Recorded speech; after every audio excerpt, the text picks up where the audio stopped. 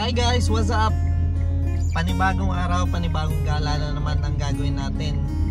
Samahan nyo kami sa panibagong road trip na gagawin namin dito sa Bicol area. So may pupuntahan tayong isang magandang lugar dito sa Bicol area.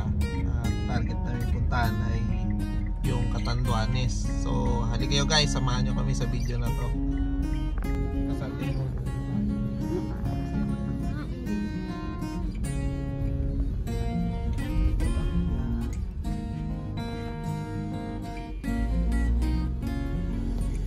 Go na daw.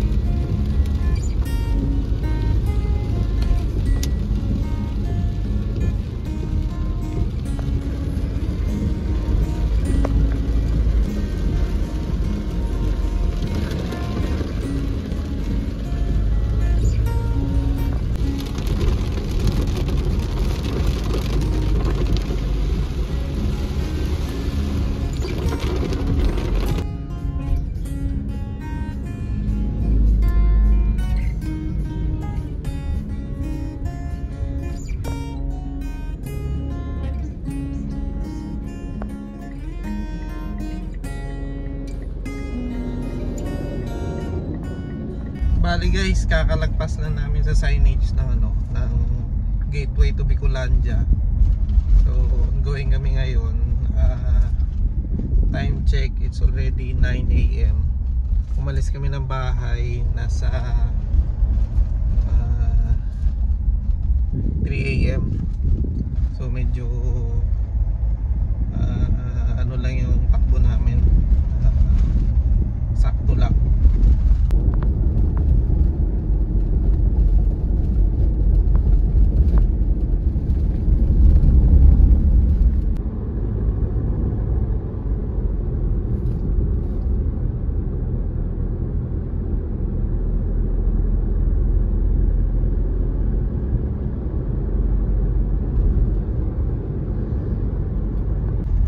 Bali chill ride lang kami kasi hindi naman kami naghahabol talaga ng schedule na makaalis kami agad ngayon. So tingnan namin kung may maabutan kaming roro na biyahe ngayong araw sa papuntang Verac, Catanduanes. Pero kung kung alanganin, pwede namang bukas.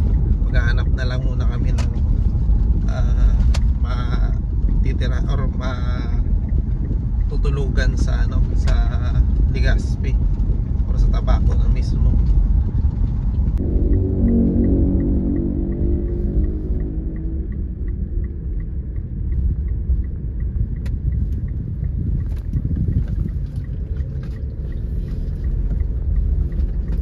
Continue on Asian Highway 26 for 32 kilometers.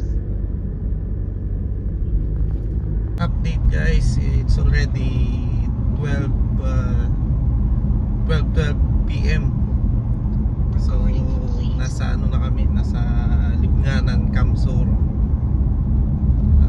Nadili kami kasi nagpahinga muna kami ng isang oras. Umidlip kami ng isang oras kasi wala talaga kami pangtulog pag umalis. So may pa kami, may 2 hours and 37 minutes na babiyahin.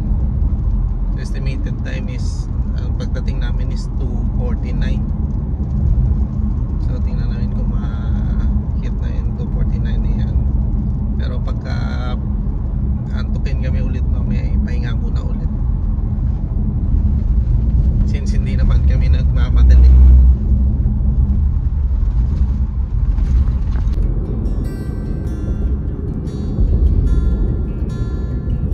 kanina guys doon sa after pumasok ng Bicol.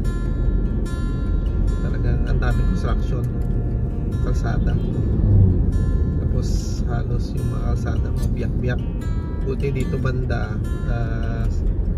ano na, asfaltado, medyo smooth na.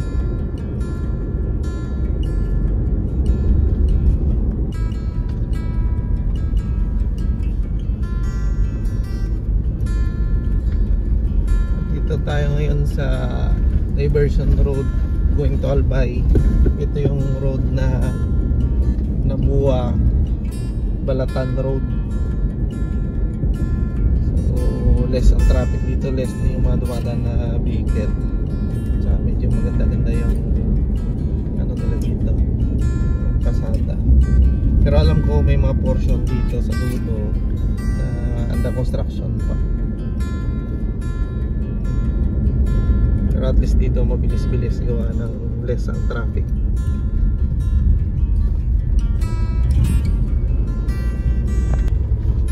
Ito yung sinasabi ko guys, na may mga ongoing construction sa daan na to. Kaya medyo matitid.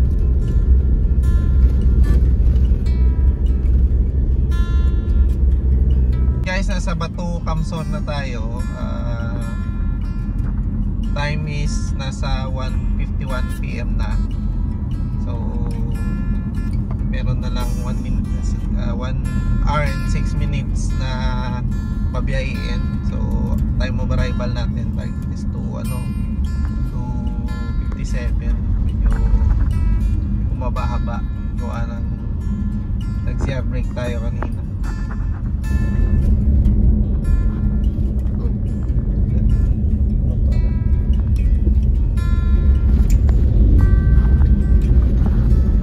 Guys, time check, it's already 2:14 ng hapon. So andito na kami sa Legazpi. Ayan, makikita nyo na yung mayon. Kaso lang may nakatabong ulap sa tuktok. So hindi makikita yung perfect cone talaga.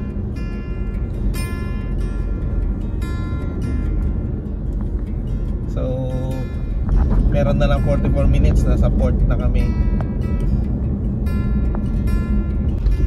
Guys, kakapasok na namin sa sa Tabaco. So medyo maulan lang dito.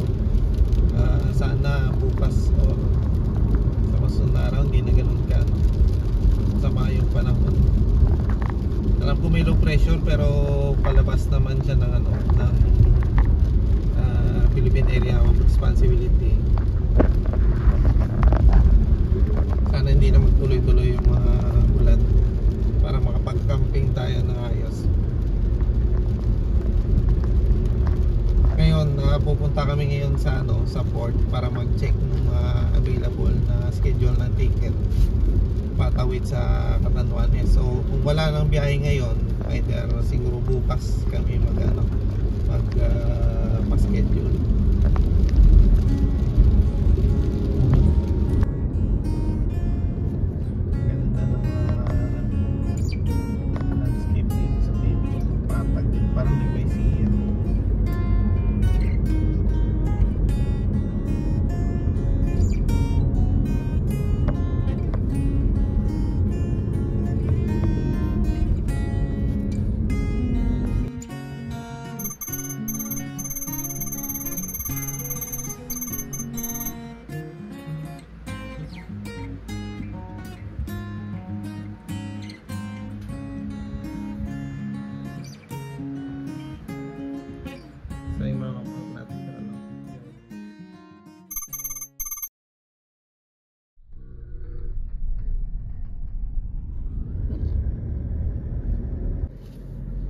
Hi guys, good morning. So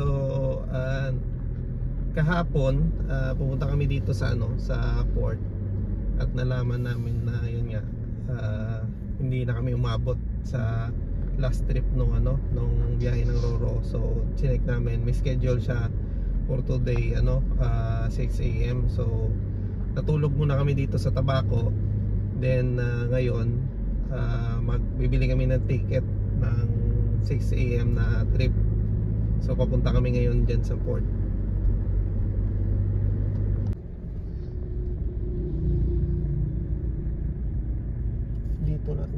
pumasok dyan. Pwede, magpasa mo ka sa akin.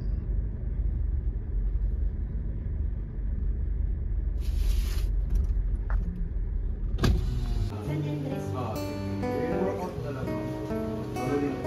kami sa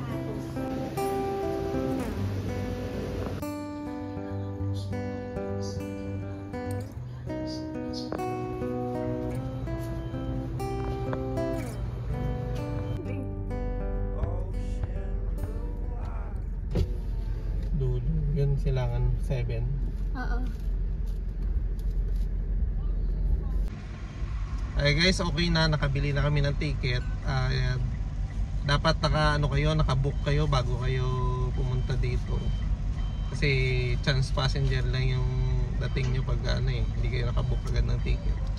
So yun nga, naayos naman namin yung papers kasama yung Coast Guard na requirements. Ayun. So overload na kami. Bali guys, ito pala yung yung Roro na sasakyan namin. Yan.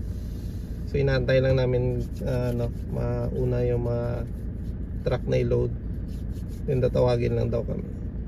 So Berak pala yung namin, Berak yung port na pinili namin.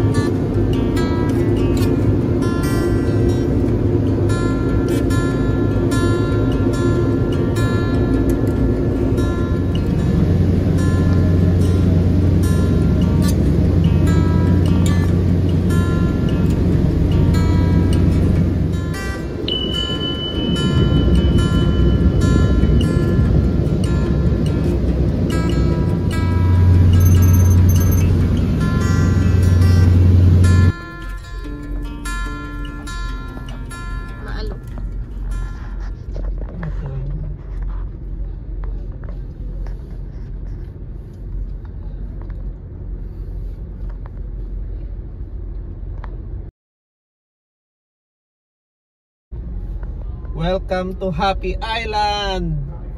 Woo!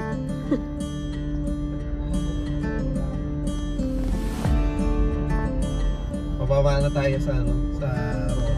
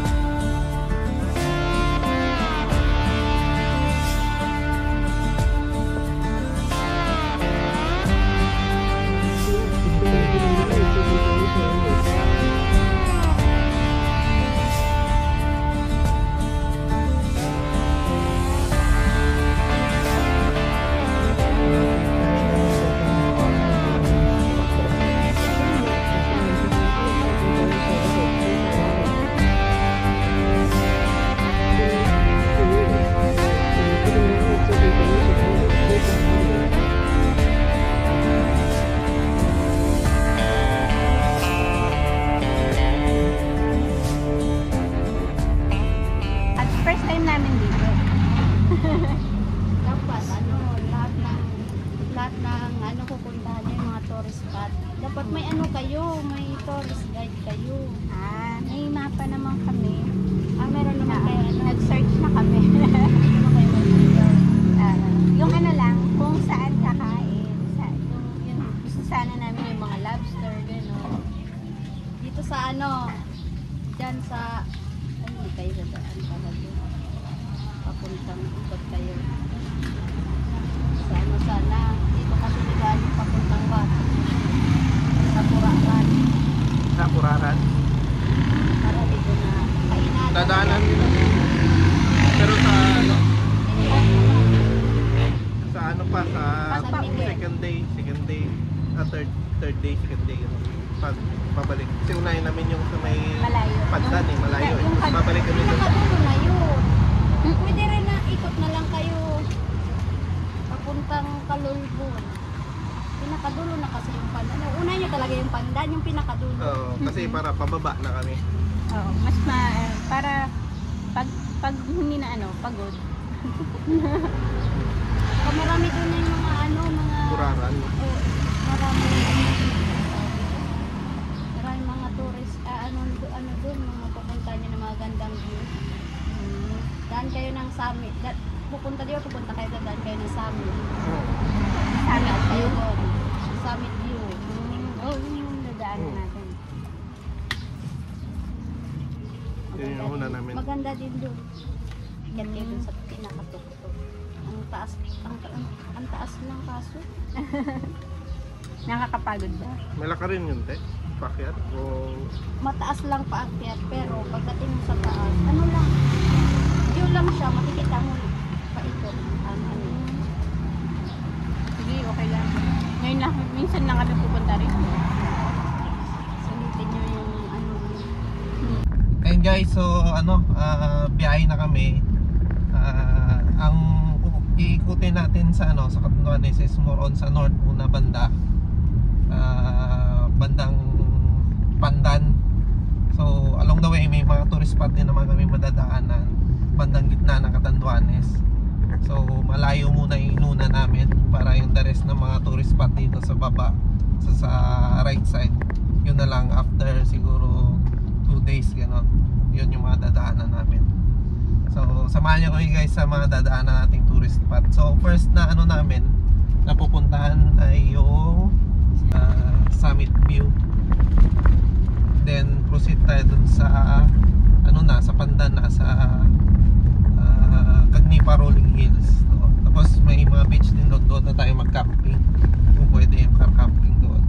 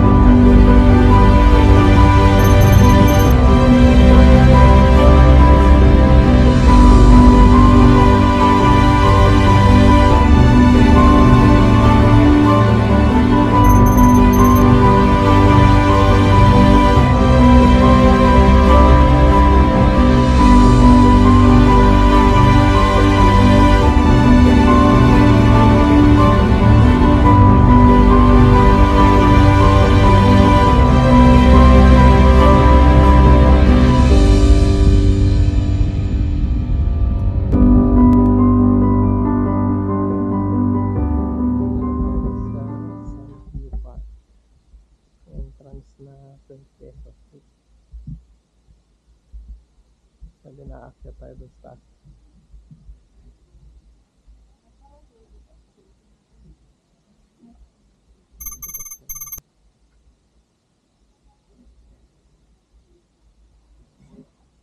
Ito po.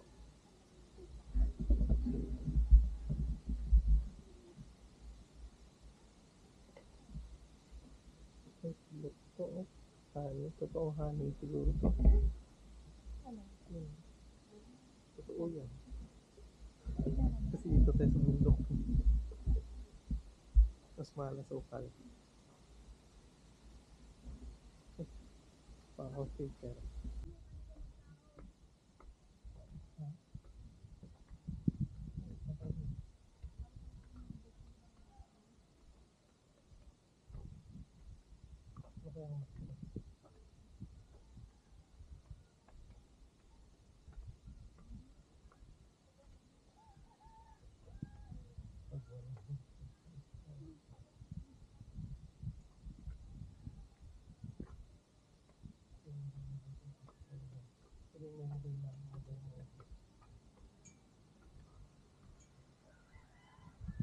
Parang sa buhol.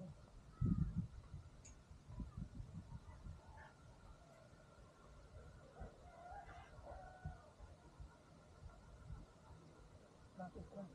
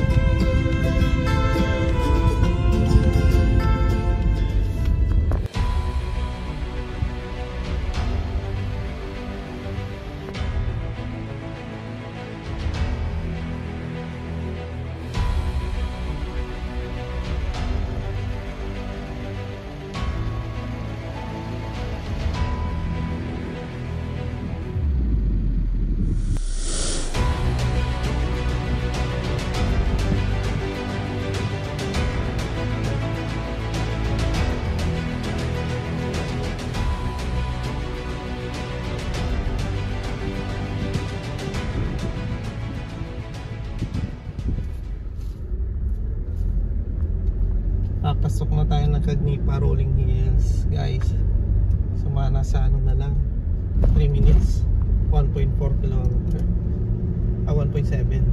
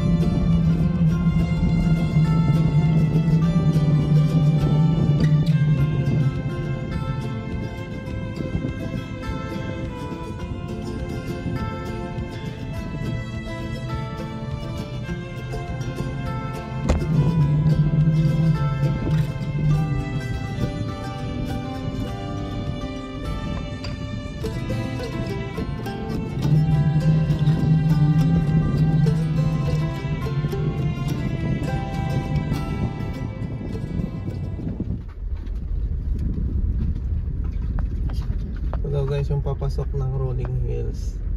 Medyo masikip. Kasi naman. Ay, sabi naman daan to. O hindi maganda to abutan ng ulan ah.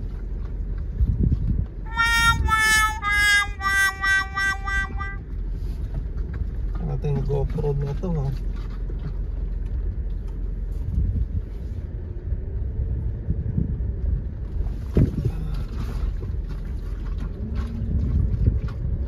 Dito nga yung daan. Hiking yata dapat. Saan?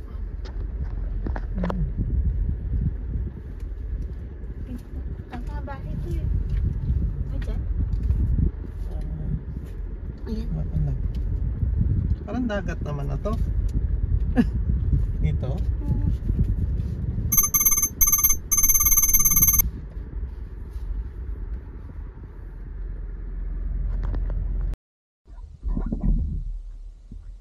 Medyo malayo din guys, lalakarin mo mula doon sa ano, sa kalsada. Siguro mga ano din eh. 1 kilometer.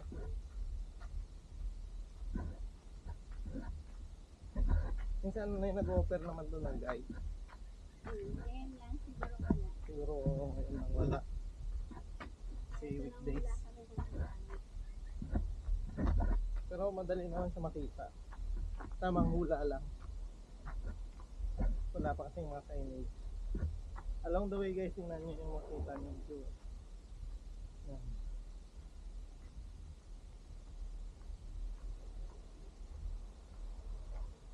Daming rolling hills. Tapos may beach sa baba.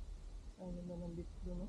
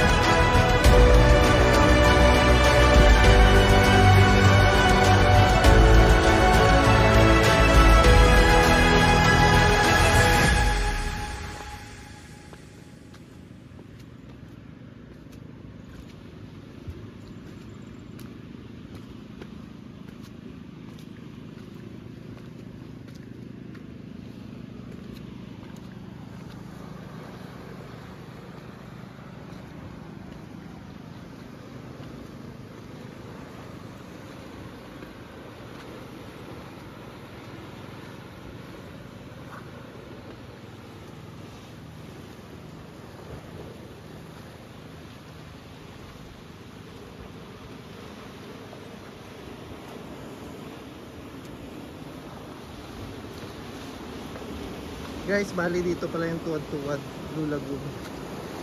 Ayan.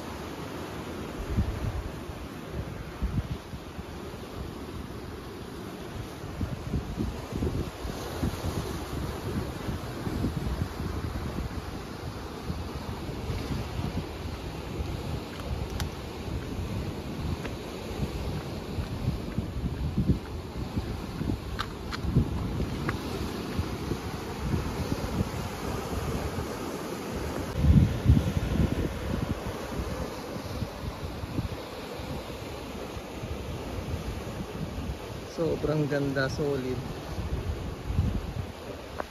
Grabe, napakasulit. Napakasulit ng lugar, guys. Ang ganda, sobrang ganda. Kahit dito sa taas, tsaka dito sa baba sa Tuwad-Tuwad Blue Lagoon nila, ang ganda. Oh. Pwedeng maligo dyan. Wala nga lang banlawan kasi dito na malapit.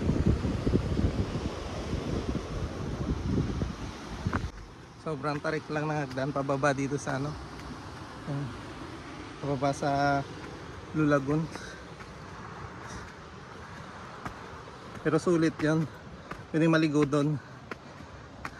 Kaso lang wala pang banlawan kasi dito.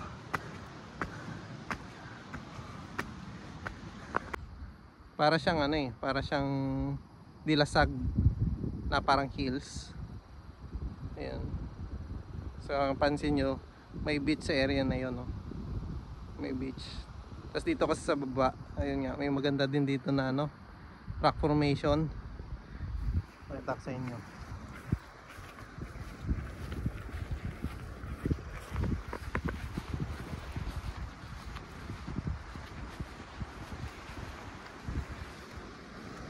Ayan, no? Ang ganda. Kita nyo? Ayan, no? Para siyang ano, para siyang konkretong nahati-hati ng cubes, parang gano'n. Yung track niya. Para siyang ano eh, yung sa Palawan, sa Balabac Palawan, may ganito din eh. Ganda. Nahubog siya ng maalon. Tapos yun sa kabila, yan, ano din oh. Rolling hills din. Puro damo. Ganda lang landscape ng lugar na to. Tapos ano pala guys, pag pumunta kayo dito, wala kasing klarong ano pa eh, signages. So pag dating nyo sa parang pinakadulong konkretong daan, doon kayo kakaliwa, may kaliwaan doon na, pero ano, lakarin lang ng tao. Hindi pwede makapasok yung sasakyan doon at saka motor eh. Kasi parang ano lang siya, daan lang ng tao. Tapos mga 1 kilometer papasok. Wala na may entrance fee. Nga lang medyo malayo-layo lang lakarin mo 1 kilometer, pero hindi naman sa ganun kahirap kasi may daan naman talaga. Ayun. Minsan siguro nag-offer din sila ng tour guide.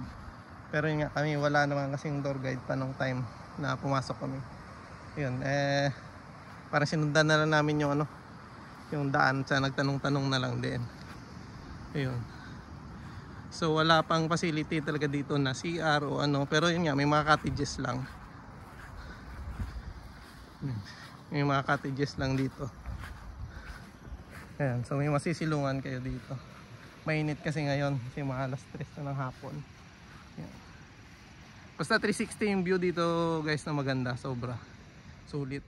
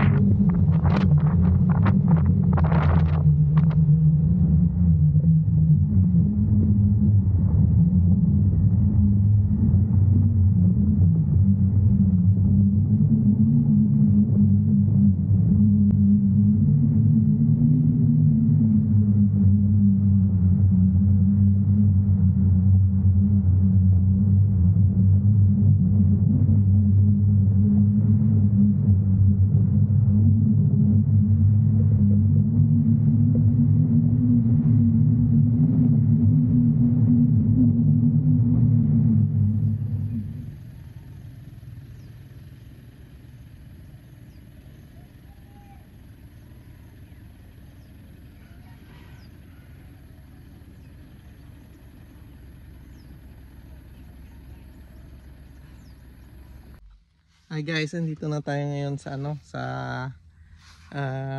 pagkakampingan namin. So dito kami sa sa La Presa campsite. Ganda ng lugar guys. Ayan. Yan yung sign is La Presa campsite. So mga rolling hills din yung setup dito.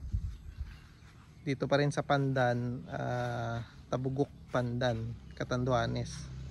So yung kaninang pinuntahan namin ni na rolling hills ng ng Cagnipa is Pandan pa rin yon. So medyo malayo-layo lang ito, mga 1 hour or 40 minutes, mga ganon.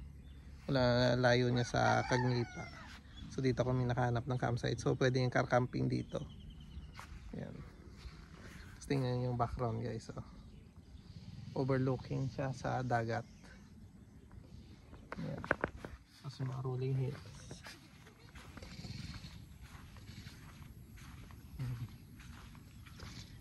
Kita yung rolling hills.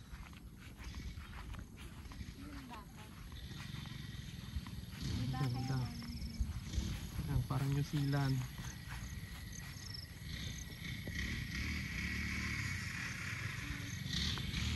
Ayan, so dito kami magka-camping ngayon. Overnight, then bukas next day pupunta ng ng sunod na mga tourist spot dito sa Catanduanes. So discuss lang sa inyo bukas.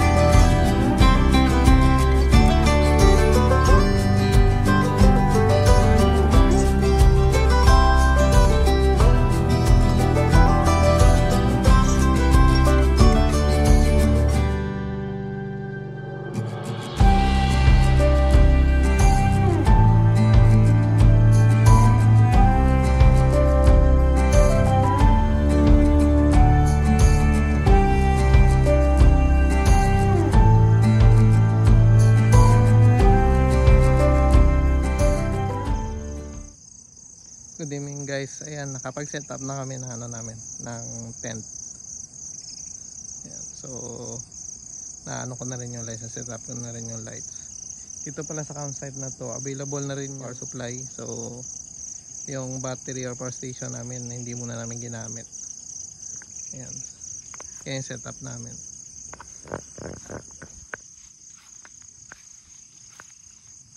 Simpleng setup lang. So yan lang naman yung mga dala namin para at least hindi ganun kabigat sa sasakyan. Dalawang chair, dalawang Tupperware plastic container, tapos isang portable rep, saka yung pop-up tent namin, and yung tarp, then yung table. So dyan kayo magluluto din mamaya. So kakamerienda lang kasi namin pagdating namin. So nag-set up muna kami. Ayun. So si Mrs. ayun, bagsak, tulog siya. Ayun. Ang ganda talaga ng campsite na to guys. Planting pala kami ngayon sa ayan, planting yung tent namin sa dagat. Hindi ko lang alam kung makikita nyo pa, pero bukas natin yan, pakita natin. Ayan. Timing at may buwan, maliwanag yung buwan ngayon. Ayan. So maririnig nyo lang dito is kuliglig. Kami lang yung camper nila yun kasi weekdays. So pag weekend daw marami daw tao dito. Marami din nagka-camping. Ayun.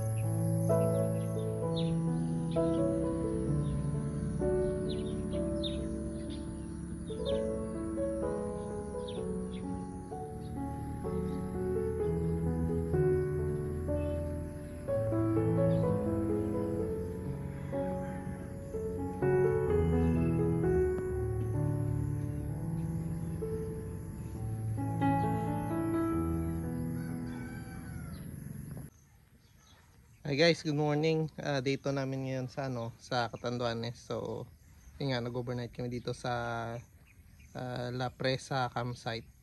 So, maganda talaga yung dito.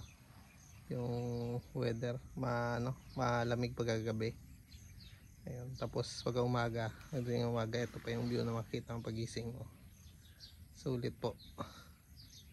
Yan, tapos yung entrance dito, lang 150 pesos per head. Including na yung tent pitching doon, yung car parking. Ayun. Then may mga food din sila available pag pag gusto niyo magpaluto. May mga menu naman sila of the day, nakasulat naman doon pag gusto niyo mag-order. So, yun. Kaka-breakfast lang namin, then after nito pack up kami. Time ngayon is 8 AM. So, pack up kami. Maya din Batsina, pupunta na kami sa next destination namin na mga tourist spot sa baba. So either Puraran mauna or Binurong Point. Sige guys, samahan nyo kami sa day 2 namin sa lakwatsa namin na to.